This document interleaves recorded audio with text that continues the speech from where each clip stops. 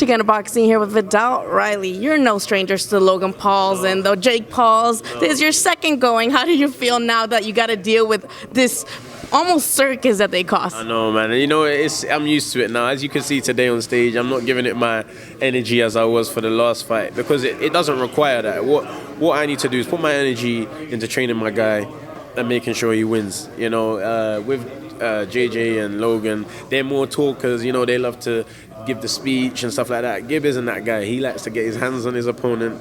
All the talking is done with his fists, and I'm kind of feeding off his energy for this camp. So good to see Logan and their familiar faces because it's always entertaining. But it's always more entertaining when we win, and we never have lost. So I'm looking forward to it. Now, if I do recall at the Mayweather channel, they have a lot of interviews with you since you are training there most of the time. On one of their interviews, you said that Jake was worse than Logan. Now, this time you said Logan. I always have said Jake's better than Logan because he throws more punches, he's more dynamic, he tries to use his head movement, he moves both ways. Like, I think he's a better fighter than Logan. And that's why Gib has to be better than KSI was, because he's got a better opponent. But doesn't matter if he's better or worse, my guys are always better than them. Now you have your own stuff going on. You're a Mayweather Promotions fighter. Yeah. Do you feel like this is maybe distracting a little bit for you, or that you might not put your whole way into this?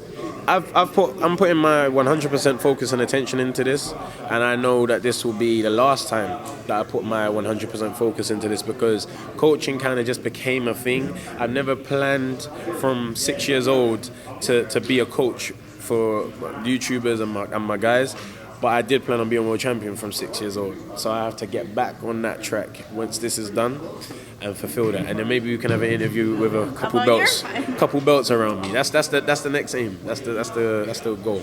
Now Jake is very vocal about wanting a piece of KSI. He wants to avenge his brother. Now, you said you don't want to train anymore. What if KSI comes to you one more time? This is the thing. KSI will only fight Jake if Jake beats Gib. There is no part of my brain that can see Jake beating Gib, which means I retire. That's it. Like, my retirement is I put 100% focus into Gib. He does the job. We all wave farewell.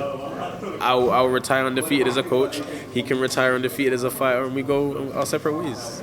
Now Jake does have Sugar Shane in his corner, and I know everybody's going to be like, well, obvious win there. Does that bother you a bit that they kind of underestimate you as a trainer because of his caliber of fighter? No, for me it's not a worry. I look at it as an honor to mix with these guys. You know, I've been watching the sport for years. So for me, I have little fan moments. I'm sitting on the stage, I see Sugar Shane Mosley. I'm like, you know, I've seen this guy in high pay-per-view fights. And for me, it's an honor to put my coaching boxing mind against his, to see who can deliver. You know, for me, that's an honor. I don't take offense to it. I'm not worried about it. I'm happy that a legend, Hall of Famer of the sport, I'm testing his brain against my brain. And for me, that's exciting. Now, you are, again, not a stranger to this. How do you deal with the criticism now of the entertainment side of this, of the YouTuber versus YouTuber? There's obviously a lot of gatekeeping boxing fans. How do you feel about the criticism? How do you deal with that? I think people that criticize most of the time negatively, deep down want to be a part of it.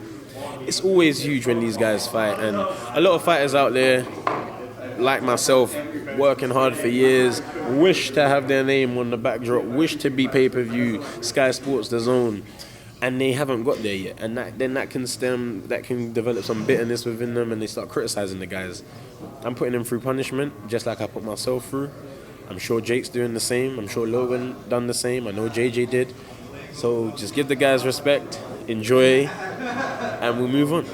Lastly, let the fans know about yourself. You're going to be fighting soon, hopefully. Let them know about yourself, your weight class, so that way they can get associated with you as well. Yeah, as a fighter, not just as a trainer. You know, I've spoken as a coach. As a fighter, I am 3-0 as a professional. I'm signed to Mayweather Promotions. I'm a Cruiserweight.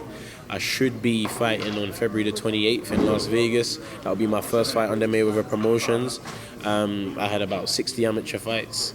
Won nearly 10 national titles, European medals, Youth Olympian. So I've traveled and I've really been a part of this sport for a long time. dedicated, and you know, that's why I'm in the position I am, because I can bring that on to the guys and teach the guys. But yeah, if you want to follow me and my fight career, just keep tabs on Viddal Riley and everything's there for you to see.